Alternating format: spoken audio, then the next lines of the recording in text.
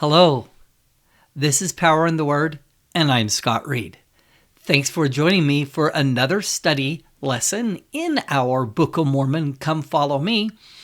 Today's lesson, we cover the rest of the war chapters, Alma 53 through 63. We're also introduced to a group of boys you know as the Sons of Ammon, or the 2,000 stripling warriors. Let's jump in then to Alma chapter 53. As you turn to Alma chapter 53 and note just a couple of verses as we just go through these chapters. Verse 2, we see here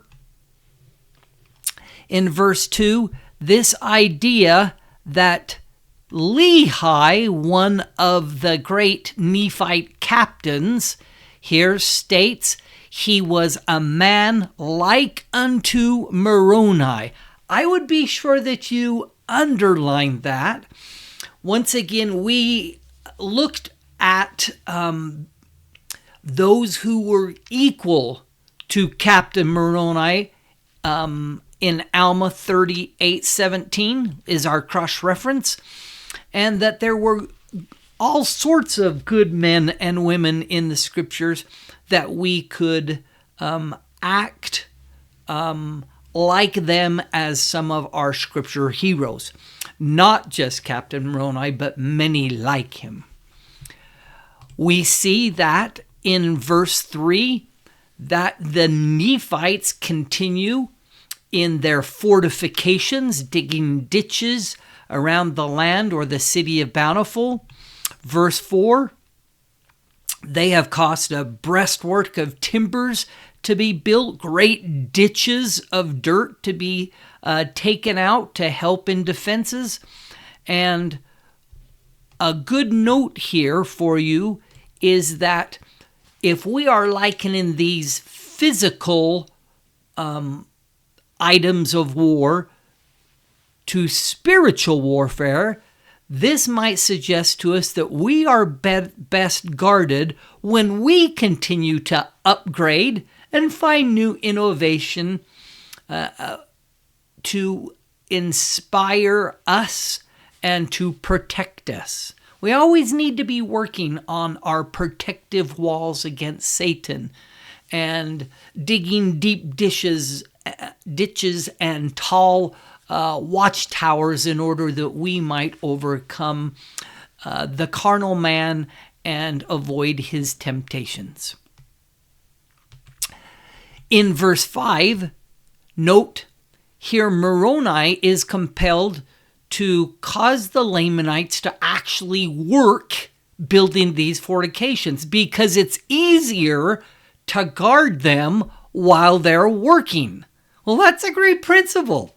Spiritual warfare then suggests that we are best guarded when we are active and laboring for good.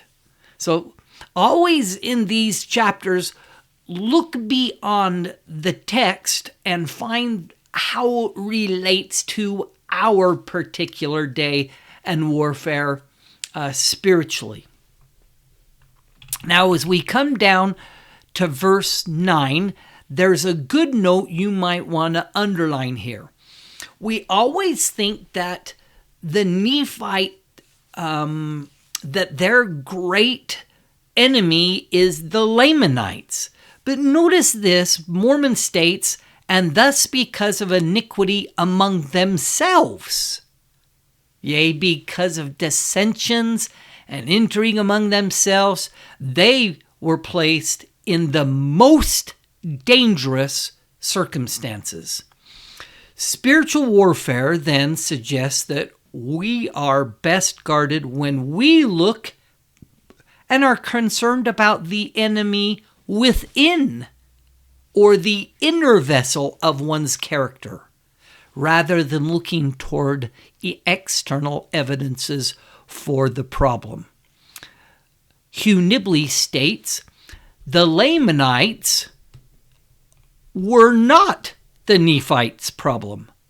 They were merely kept there to remind the Nephites of their real problem, which was to walk uprightly before the Lord. It's oneself that is the problem, and living the covenants and keeping the commandments, that is really our problem. Jumping down to verse 15, Helaman then introduces us to these 2,000 stripling warriors. Note, he says that he cannot call upon the fathers because they have entered into a covenant that they would not take up arms. Yet their sons, verse 16, who are many, have not entered into this covenant, but rather, verse 17, they had entered into a covenant to fight for the liberty of the Nephites, to protect the land unto the laying down of their life. So they've entered this covenant of liberty, and they would fight then in all cases to protect the Nephites and themselves from bondage. Now, here's a couple of points then as we've been introduced to these sons. Verse 18, you may want to underline that there are 2,000 of them. Verse 20, we'll look at this a little bit more, but they are all young men. Here's where we'll handle their maybe possible age as stripling soldiers. We see in verse 20 that they were exceedingly valiant for courage, for strength, for activity. Those are all good things to underline. They were true at all times in whatsoever things they were entrusted. So verse 20 gives us some insights that maybe we are sometimes overlook. 21, they were men of truth and soberness. They had been taught to keep the commandments of God and to walk uprightly before him. So there's our introduction in chapter 53. As we move then to chapter 54, we see that Amram and Moroni are going to negotiate for the exchange of prisoners. Amram will send then an epistle to Moroni to start. He desires to strengthen his own armies, and since there are many captains that have been captured, he would like that exchange. When we come down to verse 5, notice Amram, Mormon says, I have written unto you somewhat concerning this war, which you have waged against my people, or rather your brother hath waged against them, and you're determined to just carry on this war after his death. And he states, I would tell you some of these things, but you are not capable of hearkening unto them.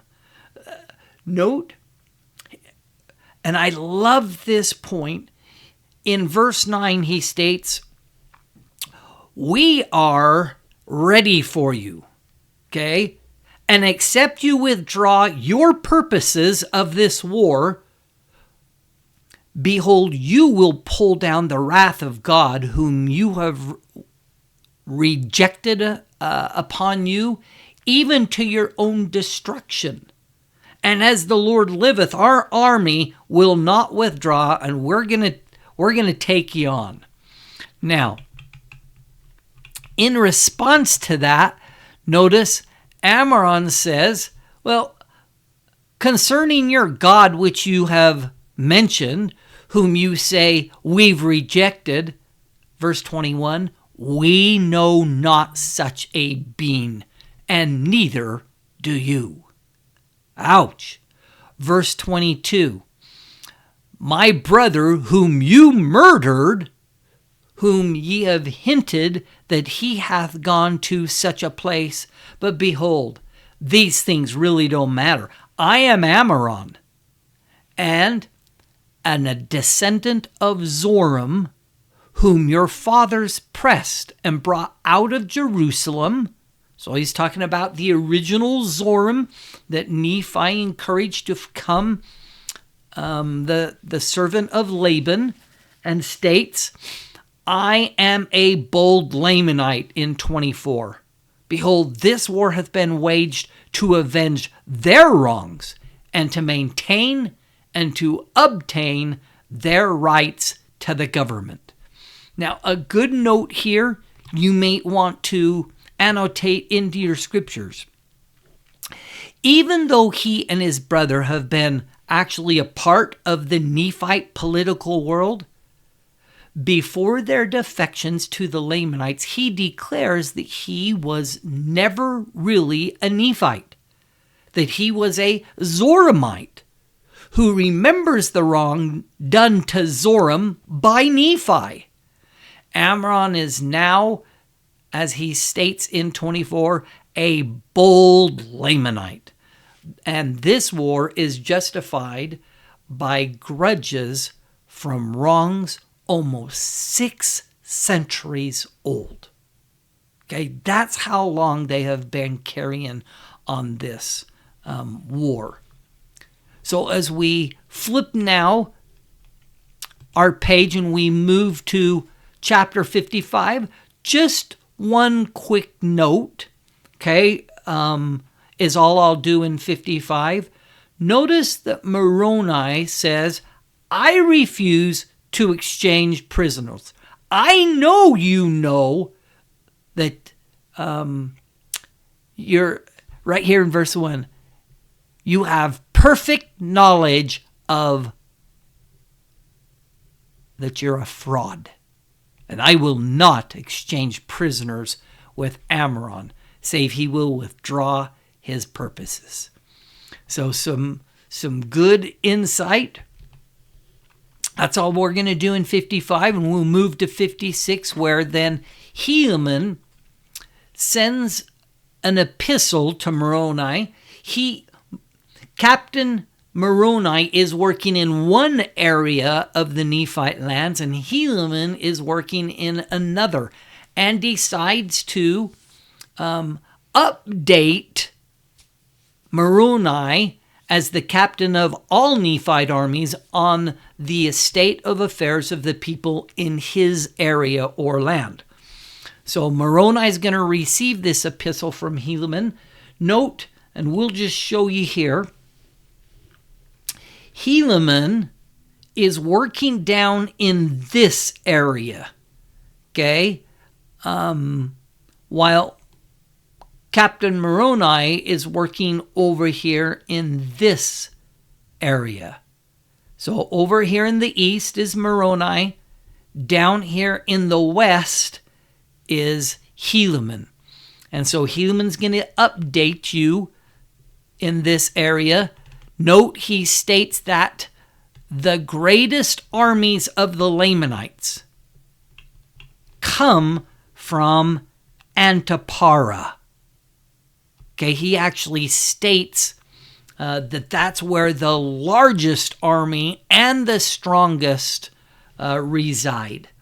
So coming back to the scriptures in Alma 56, he says, I have joined my army with 2,000 of the sons of Ammon, or the 2,000 stripling warriors, and notice, for behold, his army had been reduced by the Lamanites because of their forces, and had slain a vast number of our men, for which cause we have to mourn.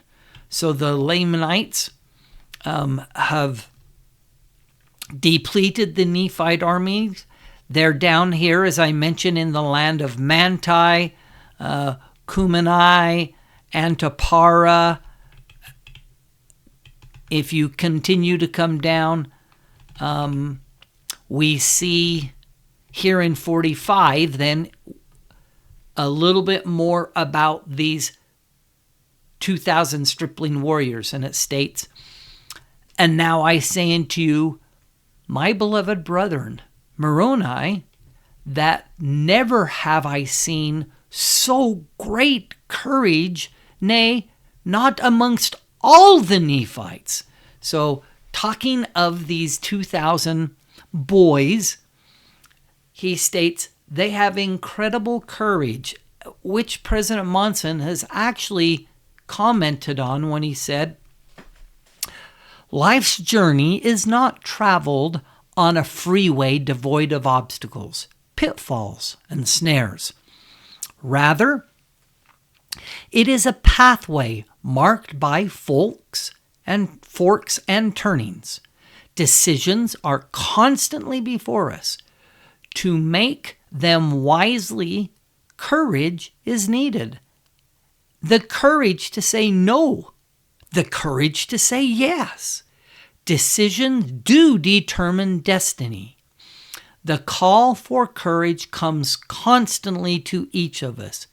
It has ever been so, and so shall it ever be. So, good insight from a Latter-day Prophet. Verse 46 states, "For I have ever called them my sons." Now, notice they were all very young. So let's talk about what we know about their youth and why we might call them then stripling. A good note here.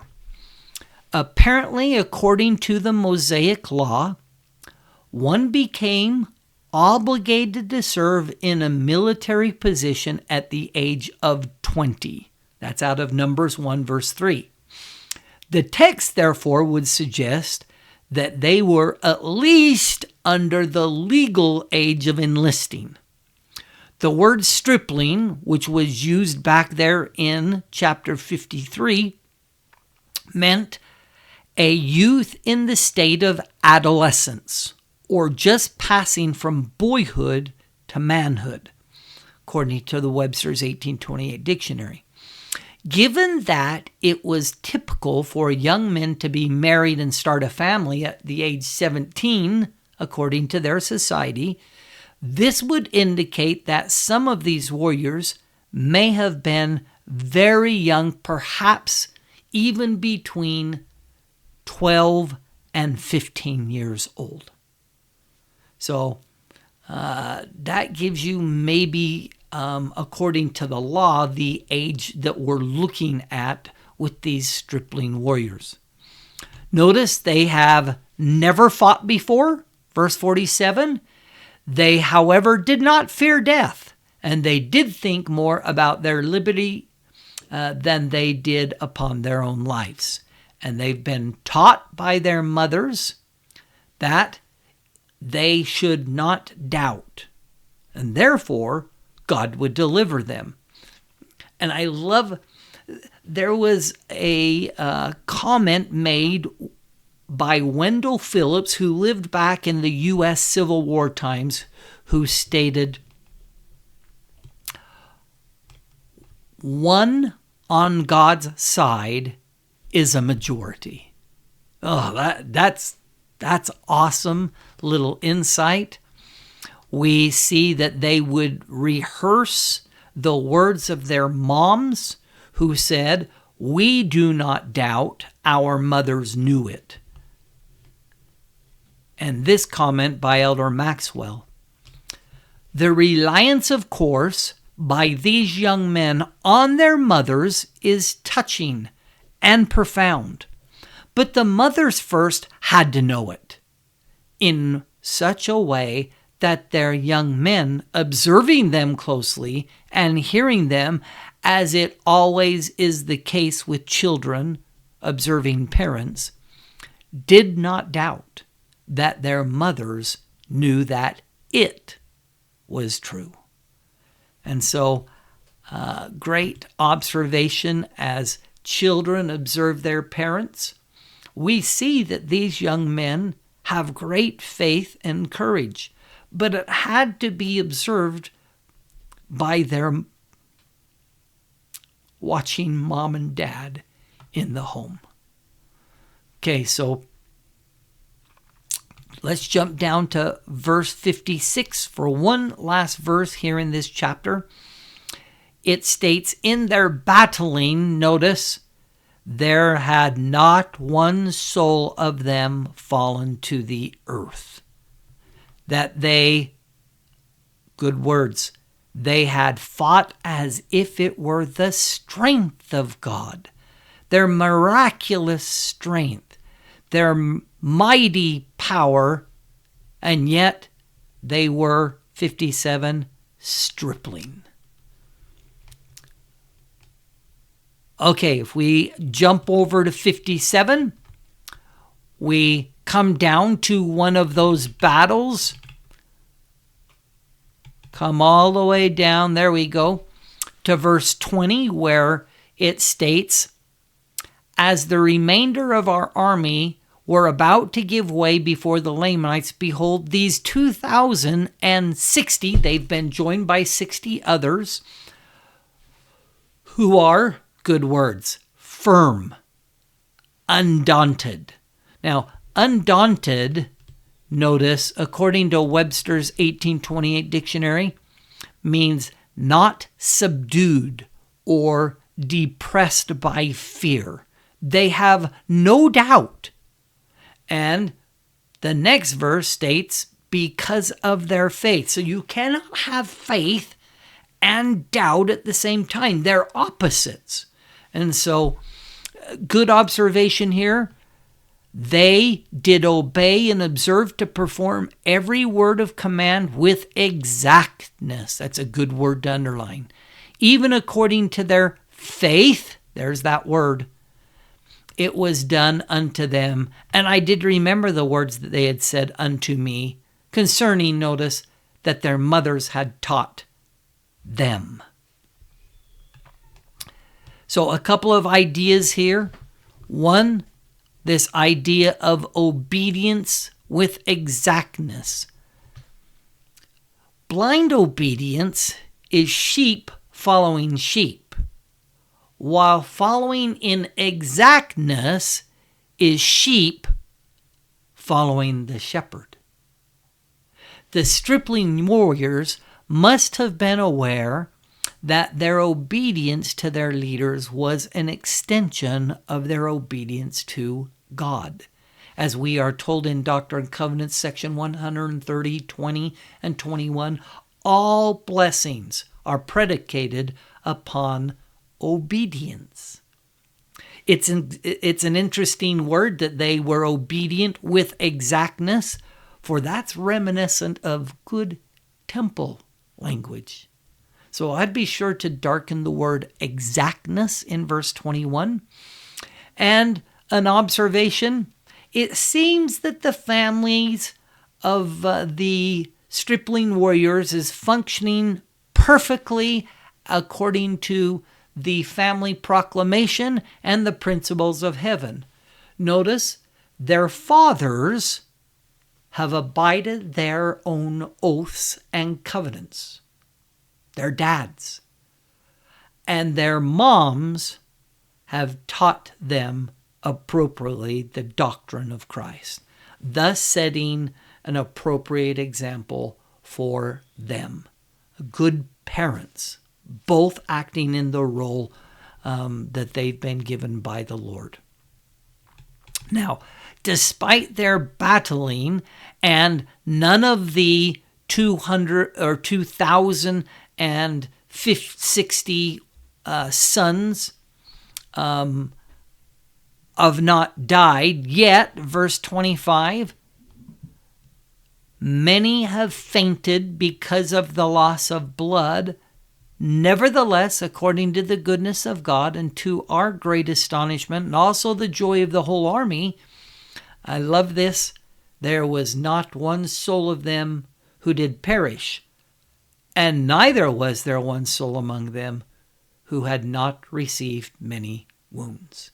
That's a great theme to understand.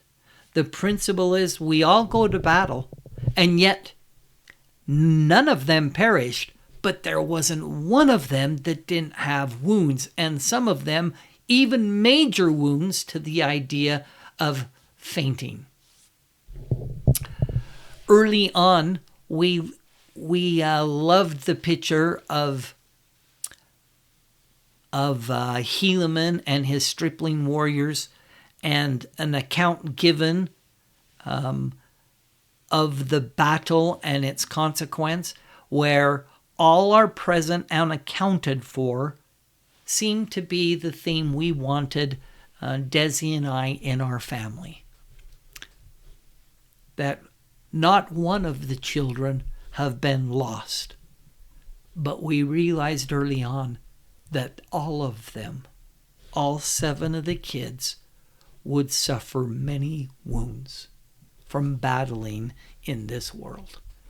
We have to realize that there's going to be trials and difficulties, and yet we have to rely and exercise faith in God and exact obedience to be able to be successful, especially spiritually. Verse 26 states, their preservation was astonishing to the rest of the army, because even though they had not been killed, there was thousands of our brethren who had been slain in the army. So, good insight. Verse 27, they were young. Their minds were firm, and they put their trust in God continually. So some good insights in that chapter concerning our stripling warriors. Now, as we go to our next chapter, in chapter 58, once again, we're looking down to the south of Zarahemla and the battles there that are being taken to especially get Antipara, and then some of the strategies that Helaman uses to capture the other cities along there. So good title here, underlining. 11 says, and yet in their battles, note, God did visit us with assurances that he would deliver us. Notice, I think sometimes our assurance is that we're going to get a raise, or that everything will be happy and prosperity will occur. But here's a great verse to underline on what the assurances could possibly be in our life. Note, he did speak peace to our souls. He did grant unto us great faith. He did cause us that we should have hope for our deliverance in him. Interesting, the answers to these prayers did not produce additional weapons or an increased number of troops. Assurance, peace, faith, and hope initially might not seem like the blessings warriors in battle might want, Elder Bednar says. But they were precisely the blessings these valiant young men needed to press forward and prevail physically and spiritually. Elder Cook says this, it may be that the Nephites hoped for a miracle, but what did they receive? When the Lord instills hope and faith and peace and assurance in people, they can bring great things to pass. This then is often what we should look for when we ask for help. Not for miracles to solve our problems for us, but the miracle inside to help us come to the solution ourselves with the Lord's help and the Lord's power. So that's just probably one of the best verses in the war chapters, is that God did give them assurances, but it's not what assurance you might think of in war, but rather peace and faith and hope and assurance. Notice, and with that, verse 12, it states, and they did take courage then, and were fixed with a determination to conquer our enemy, to maintain our lands, possessions, wives, children, and our liberty. So the Lord's blessings were exactly what they needed, rather than the money and the troops and the support and the food, okay, which they're really running low on. Okay, as we jump down here, let's jump to 35. Just this last line is one that I thought you might be interested, and yet having the problems that they are and not being supported by the government from Zarahemla, note, we do not desire to murmur. That's a great line that sometimes we might pass by. Notice how Helaman has shared an unpleasant truth in a fashion that will still allow the lines of communication to remain open. His sensitivity to his leaders, as well as his subordinates, is commendable. He is once again illustrated his total allegiance to his leaders, recognizing full well that he cannot expect God to stand by him if he doesn't stand by his leaders. So despite difficulties, he desired not to murmur. Okay, as we come down and finish off this chapter, notice the sons of the people of Ammon, whom I have so highly spoken of, and not one soul has been slain. Verse 40, they have received many wounds, nevertheless, they stand fast in that liberty. They were strict to remember the Lord their God from day to day. They do observe to keep his statutes, his judgments, and his commandments continually. And they have faith which is strong in the prophecies concerning that which is to come. So a good conclusion as we leave our 2,000 stripling warriors and move to the 59th chapter, where Moroni, then realizing that Helaman's struggling for food and forces and may be overrun, 59, in your heading, he asks Pehoran, the chief governor, to send strength to the forces of Helaman. He's angry with the government's non-support of its military. And so when we move to 60, Moroni complains to Pehoran of the government's neglect and says, if I have to, I will come back to Zarahemla and fight against the government itself unless you send supplies for Helaman's army. Now, in this negotiation back and forth from Moroni, captain of the armies of the Nephites, and Pehoran, who is the governor of the land, notice there's a couple of insights that you may want to note here in the heading of chapter 60. Note, Elder Cook, how we disagree is a real measure of who we are and whether we truly follow the Savior. It is appropriate to disagree, but it is not appropriate to be disagreeable.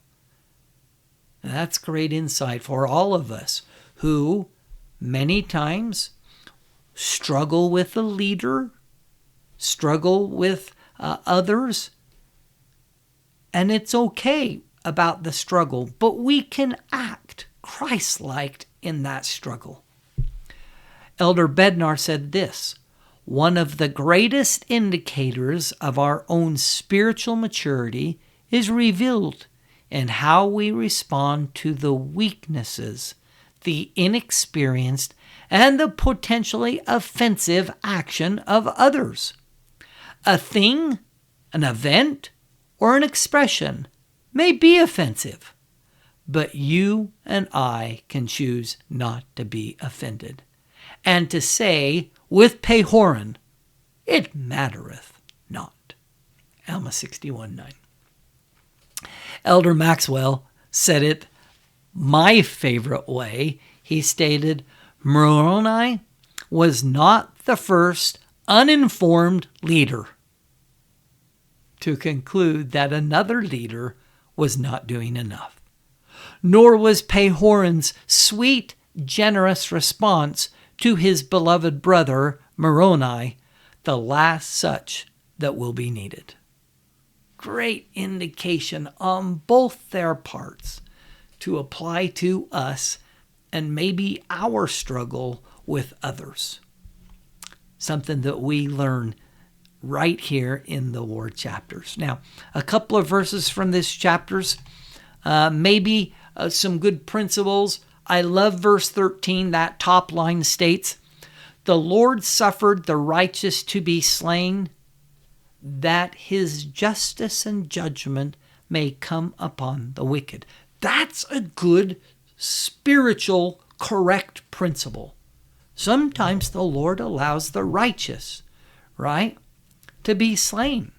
We see that in Abinadi and so many others who have given their lives, Joseph and Hiram, that justice and judgment may be given to those who are wicked. Now, one other principle down here in verse 23,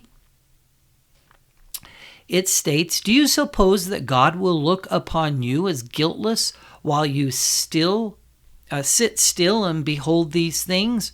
Moroni states, "Behold, I say unto you, nay." And here's the principle. "Now I would that you should remember that God has said that the inward vessel shall be cleansed first, and then shall the outer vessel be cleansed also." So that great talk by Ezra Taft Benson, you may want to look up and read about cleansing the inner vessel. Fabulous principles here in these war chapters.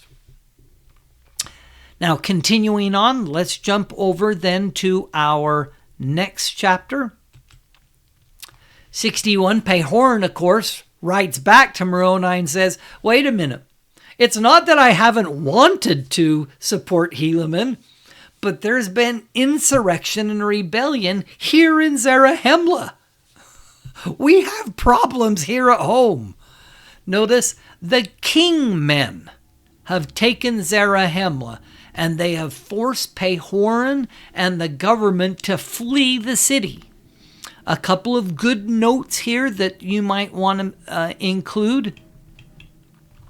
Verse 4, it is said that those who sought to take away the judgment seat from me, that have been the cause of this great iniquity, for they have used great flattery. They have led away the hearts of many people. They have withheld our provisions to Helaman and the armies. And they have daunted our freemen, that they have not come unto you. Okay, jumping down to verse 8. They have got possession of the land in the city of Zarahemla. They've appointed a king over them, and he has written unto the king of the Lamanites, and they're wanted joining in an alliance with him, in which the alliance he hath agreed to maintain the city of Zarahemla, which maintenance he suppose will enable the Lamanites to conquer the remainder of the land. So in absolute rebellion, these kingmen have taken over the capital city of the Nephites. Notice there is great evidence that these rebellious kingmen and Nehors may have been Mulekites. Remember, the Mulekites are from the tribe of Judah. They came across with Mulek, the king's son. Well, we know that Judah was to have the blessing of the 12 sons. And so here these, even in the Old Testament, it was Judah. The symbol is the lion, right, which Christ comes through, that tribe, that the kings of Israel were actually made from. So King David is Jew. Okay, King Solomon. Okay, so we have this insurrection, it seems, from many of their descendants who escape destruction in Jerusalem and come across with King Zedekiah's son, and they seem to be the ones causing the problem. He says, verse 9, "You've censored me, and it matters not. I'm not angry, but you need to be aware of what's happened here." This is I've got my own fight here going on. Okay, so as you look at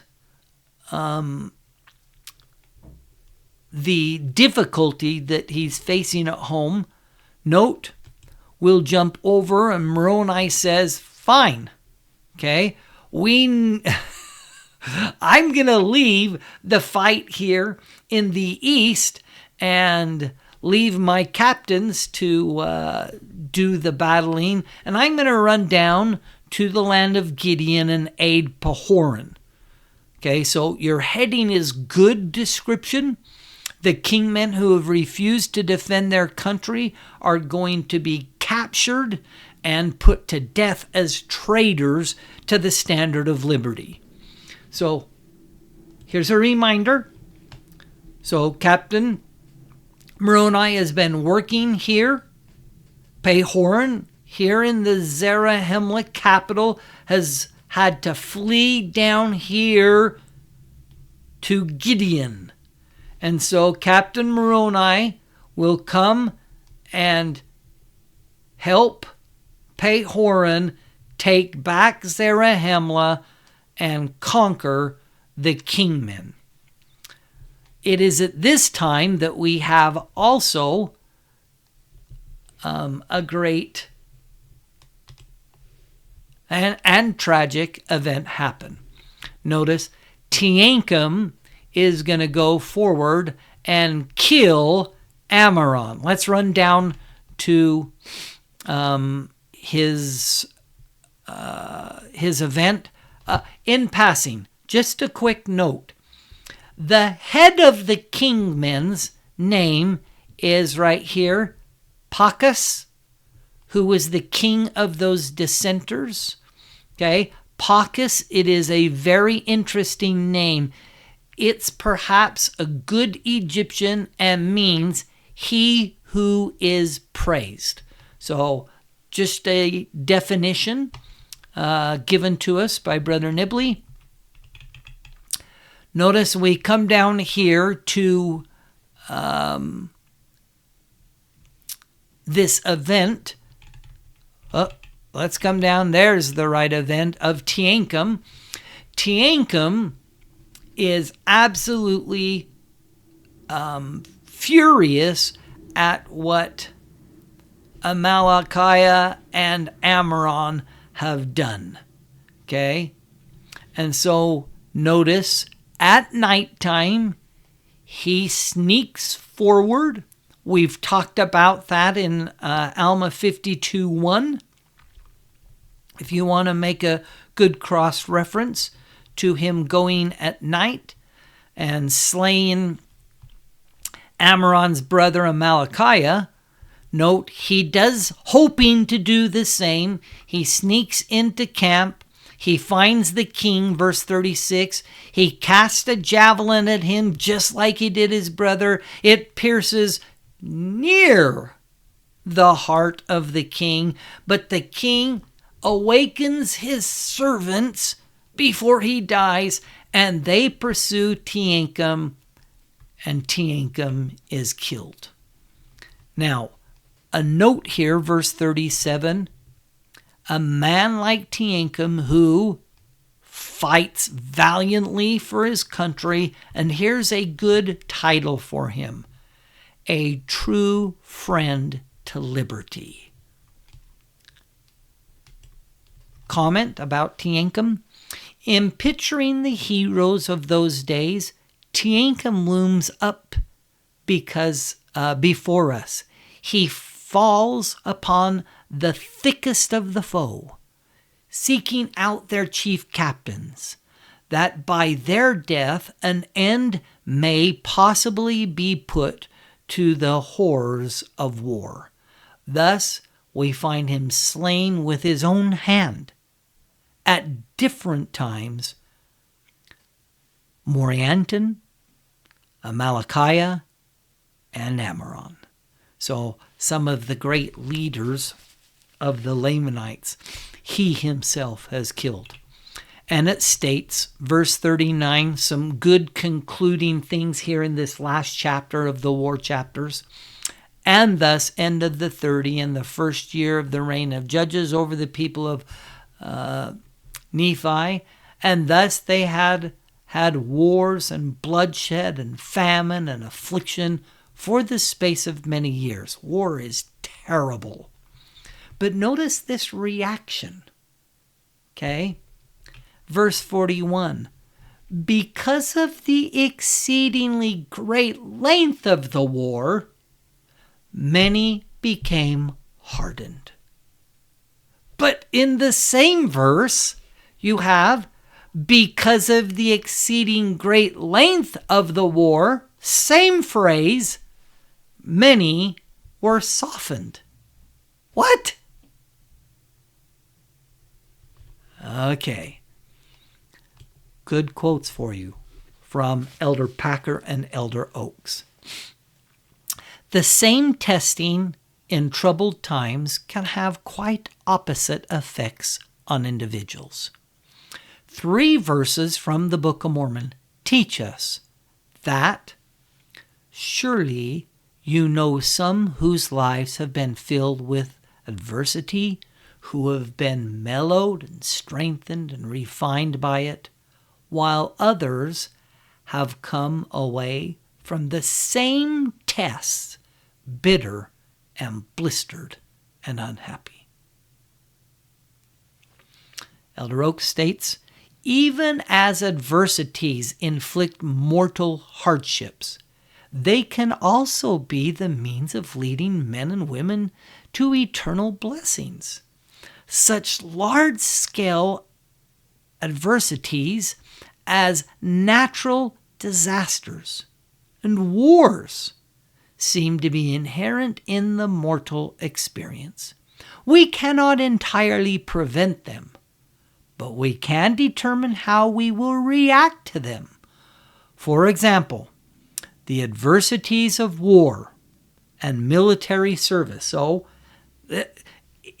great conclusion to the war chapters, which have been the spiritual destruction of some, have been the spiritual awakening of others. So, great conclusion by prophets, seers, and revelators. And at this time, Captain Moroni yields up his command of the armies of the Nephites and gives it to his son Moroni Ha. Okay, he retires to his own house that he might spend the rest of his remaining days in peace. Now, a couple of good insights here.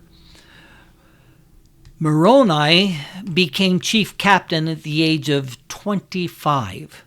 Moroni had given up the command of his armies to his son Moroni-Ha, which implies that the position was an inherited one. Moroni himself became chief captain in the 18th year of the reign of the judges, and his son Moroni-Ha in the 31st year.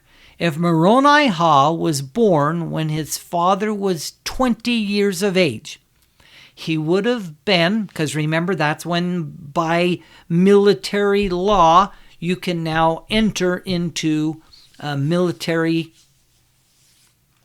20 years of age. He would have been only 18 when he succeeds his father. Wow. Moroni-Ha, interestingly, meaning Jehovah is my Lord, or beloved of Jehovah. So good name as Moroni turns over now the armies to his son Moroni-Ha.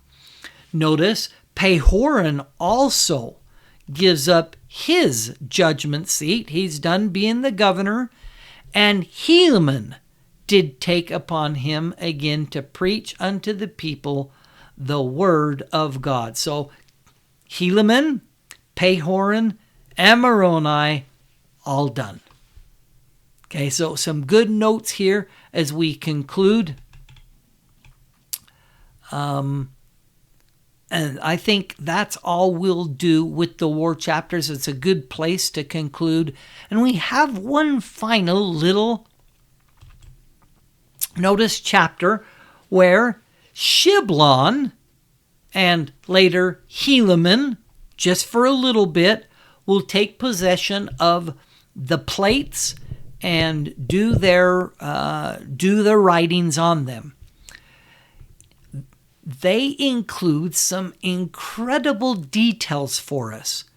Notice, Shiblon, verse 1, takes possession. He is upright. He can good continually and keeps the commandments. Note, Captain Moroni passes, okay, in verse 3. Verse 4 through 8, here's one of those great details. There was a large company of men at this time, even to the amount of 5,400 with, notice, that's men. They also have wives and they also have children who actually leave the land of Zarahemla and head northward in migration. So just make that note real quick. We have one land migration, okay, in verse 4. Verse 5 and 6, we'll come back for a minute. It came to pass that Hagoth, he being an exceedingly curious man. Now, we've used this word because curious to us in English gives you this idea of curiosity, of wondering what's going to go on, right? Devising. However, the Hebrew may give us a little bit of insight. Hagoth may plausibly derive from the Hebrew Hagah, okay, meaning mused, devised, or meditated. However, in either the intensive plural, Hagot, devising or abstract, curious, or skillful. See, we've used the word curious to describe him, but wonder if it translates in Hebrew as skillful. So Hagoth is said to be exceedingly curious, where curious probably does not mean inquisitive, but rather careful, studious, or attentive, and skillful. So it may fit his name, as you can see here, that he is good at his craft, and therefore he builds a large ship in verse 5.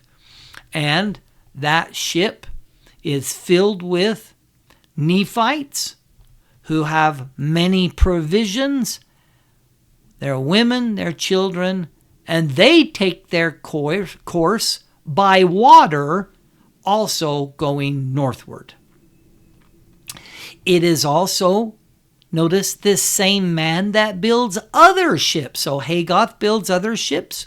The first ship does return, and many more people fill that ship, get provisions, and they set out northward too. So here's another water migration in verse 7, and they are never heard of again. We suppose they're drowned or something happened to those ships, but we don't know.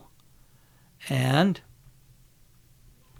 verse 9, it came to pass in this year that there was also another land migration also going north. So notice you have during these years of 56 to 52 BC, you have a land migration in verse 4, water migration with one large ship leaving, another one of many ships heading northwards with the one ship that returned. Verse 8, another single ship heads north in a water migration and another land migration. Many, many people at this time are leaving, and it always states that they're going north. Okay? Now, who are they? Here's some statements concerning Hagoth and his people. President Spencer W. Kimball continues by quoting former President Joseph F. Smith when he stated, "I would like to say to you, brethren and sisters from New Zealand, you are some of Hagoth's people, and there is no perhaps about it. He didn't want any arguments about it. That was definite. So you are of Israel. You have been scattered. Now you are being gathered." So many years ago at a temple dedication there in the Pacific, Marky Peterson, an apostle Lord, stated, "The patriarchal blessings given to Polynesian members of the church almost invariably indicate a lineage of either Manasseh or Ephraim, but predominantly Manasseh. Can anyone doubt that the people such as Hagoth, the builder of ships, initiated ocean voyages to the South Sea Islands? There is every reason to believe that he did." David O. McKay, prophet, seer, and revelator, stated as such as well. So it seemed like our Pacific Islanders, our Polys, are actually the descendants of those who left on Hagoth's ships. Now, one last thing before we close our lesson today. I want you to know that there is one very, very tangible evidence of the Book of Mormon in this chapter. Okay? Note, as I can show you here, one of the most tangible evidences of the Book of Mormon comes in the fact that the people of Hagoth prepared provisions for multiple migrations and have one of those plants become a staple food for the Polynesian islanders in the Pacific Ocean. Botanists accept the fact that the sweet potato, the kumara, is native and only has its origins one place in the whole world. It's in Central America. Yet scholars have failed to provide a convincing theory on how this vegetable has become and still today remains a staple in the diet of the Polynesian people. The truth of that mystery bears out in the affirming of the authenticity of the Book of Mormon right here in Alma 63 with Hagoth's people. Fun little evidence that I thought I would share with you. Now, we've concluded then our war chapters. We've looked at the migration chapters added by Shiblon, and we've had new government officials, new military officials, and new prophets all established as we now move in to the book of Helaman. I hope reviewing some of the principles, some of the insights and doctrines that we sometimes may miss because we have called these the war chapters, and that they've been useful and helpful for you in your study.